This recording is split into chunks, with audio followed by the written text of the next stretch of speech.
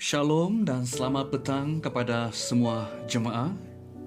Mari kita melihat pembacaan firman Tuhan pada petang hari ini dalam Mazmur 126 ayat pertama sampai ayat yang ke-6. Dibuat tajuk Pengharapan di Tengah-Tengah Penderitaan. Nyanyian ziarah. Ayat pertama, ketika Tuhan memulihkan keadaan Sion, keadaan kita seperti orang-orang yang bermimpi. Pada waktu itu, mulut kita penuh dengan tertawa, dan lidah kita dengan sorak-sorai. Pada waktu itu berkatalah orang di antara bangsa-bangsa, Tuhan telah melakukan perkara besar kepada orang-orang ini. Tuhan telah melakukan perkara besar kepada kita, maka kita bersukacita. Pulihkanlah keadaan kami, ya Tuhan, seperti memulihkan batang air kering di tanah Negeb. Orang-orang menabur dengan mencucurkan air mata akan menuai dengan bersorak-sorai. Orang yang berjalan maju dengan sambil menangis, sambil menabur benih, pasti pulang dengan sorak-sorai sambil membawa berkas-berkasnya. Sidang jemaat yang sekasih dalam Tuhan Yesus Kristus, apabila saya melihat Mazmur 126 ini, saya melihat bagaimana orang Israel sendiri mendapat pertolongan daripada Tuhan, kepastian pertolongan daripada Tuhan. Nah, sehingga ini diceritakan ya bagaimana bangsa Israel itu mendapat pertolongan daripada Tuhan, dan sehingga dikatakan bahwa orang yang tetap berharap kepada Tuhan tidak akan dikecewakan. Orang yang berharap kepada Tuhan pasti menuai sukacita yang besar daripada Tuhan. Saudara-saudara yang sekasih dalam Tuhan Yesus Kristus, apabila kita melihat ayat yang pertama ini, dikatakan ketika Tuhan memulihkan keadaan Sion, keadaan kita seperti orang yang bermimpi. Nah, saudara-saudara, kenapa firman Tuhan ini berkata demikian? Ketika Tuhan memulihkan keadaan Sion, keadaan kita seperti orang-orang yang bermimpi. Nah, saudara-saudara, bagi umat Israel, pemulihan yang Tuhan telah lakukan di dalam kehidupan mereka itu, mereka merasakan seperti orang-orang yang bermimpi. Saudara-saudara, apabila kita bermimpi sesuatu yang indah, kemudian kita terbangun, kemudian barulah kita menyadari bahwa ini mimpi saja dan ini tidak betul-betul. Nah, tetapi bagi orang Israel, saudara, keadaan mereka itu seperti bermimpi. Jadi ini bukan mimpi ya, tetapi apa yang mereka alami benar-benar nyata. Allah telah melakukan perkara yang besar. Allah telah memulihkan kehidupan mereka, sehingga itu yang membuatkan mereka seperti orang-orang yang bermimpi. Mereka seperti orang-orang memimpi, tetapi sebenarnya apa yang terjadi itu bukan mimpi. Itu benar-benar terjadi dalam kehidupan mereka, sehingga dikatakan keadaan mereka itu seperti orang-orang memimpi. Tidak percaya langsung. Ini sesuatu yang luar biasa. Kenapa ini berlaku? Ini seperti mimpi saja, tetapi ini benar-benar terjadi dalam hidup mereka. Nah, sehingga dikatakan ayat yang kedua, saudara, pada waktu itu mulut kita penuh dengan tertawa dan lidah kita dengan sorak-sorai. Kenapa mulut mereka penuh dengan tertawa dan lidah mereka dengan sorak-sorai? Karena sekali lagi dikatakan bahwa waktu Tuhan memulihkan keadaan mereka seperti orang yang bermimpi. Apabila kita bermimpi itu, saudara, contoh kita sedang bermimpi sesuatu yang baik dan itu terjadi, wah, ini sesuatu yang sangat-sangat mengembirakan ya. Dan bagi orang-orang Israel ini bukan sebuah mimpi, ini seperti sesuatu yang luar biasa. Dan dikatakan pada waktu itu mulut mereka penuh dengan tertawa dan lidah dengan sorak-sorai. Kenapa? Karena mereka sangat-sangat bergembira.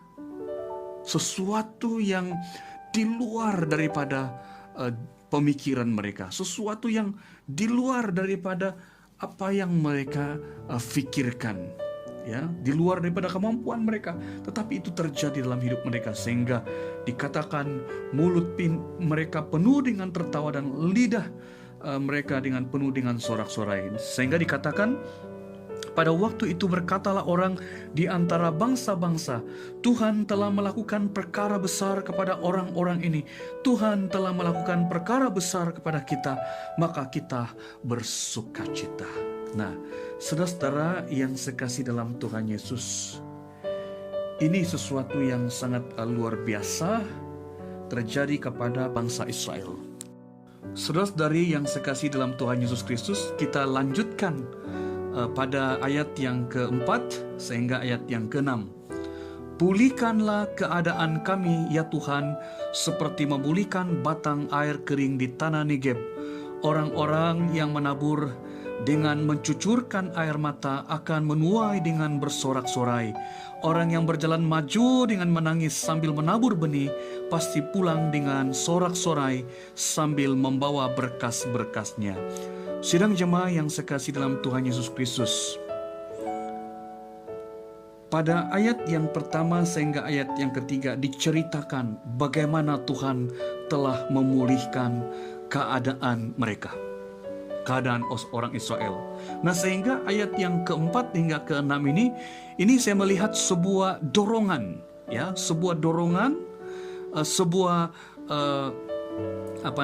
kata-kata yang boleh memberi semangat kepada generasi yang berikutnya, generasi orang Israel yang berikutnya. Jadi ini merupakan sekali lagi, ini merupakan satu dorongan, ini merupakan satu kata-kata semangat kepada mereka, supaya dalam mereka menghadapi penderitaan yang sukar, mereka haruslah tetap percaya kepada Tuhan. Karena apabila mereka percaya kepada Tuhan dalam kehidupan mereka, dalam apapun situasi mereka, mereka pasti dipulihkan oleh Tuhan. Dan ketika Tuhan memulihkan keadaan mereka itu seperti orang yang bermimpi. Dalam kata yang lain, saudara, Allah adalah Allah yang perkasa. Allah boleh memulihkan apa sahaja yang terjadi dalam kehidupan kita.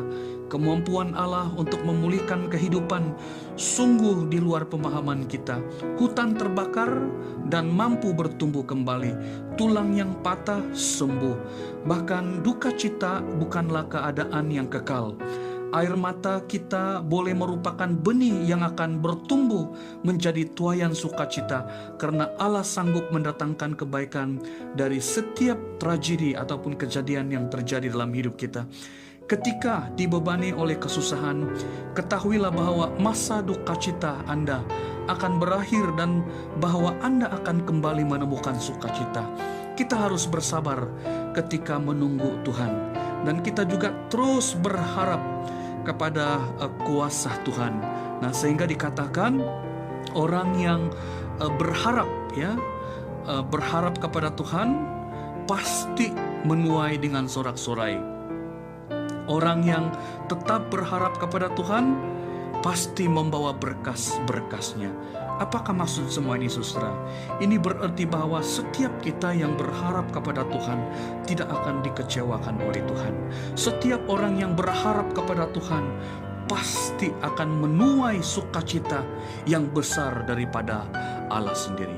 Saudara, ketika kita menghadapi penderitaan yang kita sedang hadapi sekarang ini, apapun pergumulan, apapun beban berat yang kita alami, termasuklah ketika kita menghadapi pandemi COVID-19 pada hari ini, biarlah firman Tuhan ini memberi dorongan, memberi semangat kepada kita, di mana bagaimana orang Israel sudah dipulihkan oleh Tuhan keadaan mereka, sehingga dikatakan keadaan mereka itu seperti orang-orang bermimpi, sehingga mulut mereka penuh dengan tertawa dan lidah mereka penuh dengan sorak-sorai. Nah, biarlah ini juga terjadi dalam kehidupan kita, saudara. Marilah kita terus berharap kepada Tuhan. Marilah kita terus mengharapkan pemulihan daripada Tuhan. Karena pemulihan yang datang daripada Tuhan itu adalah pemulihan yang mendatangkan damai sejahtera, yang mendatangkan sukacita, yang mendatangkan tawa dan sorak-sorai. Sehingga kita boleh mengatakan bahwa Tuhan telah melakukan perkara besar kepada kita, maka kita bersukacita. Saudara, biarlah firman Tuhan pada petang hari ini mendorong setiap kita untuk terus berharap kepada Tuhan di tengah-tengah penderitaan. Inilah firman Tuhan. Tuhan memberkati. Amin.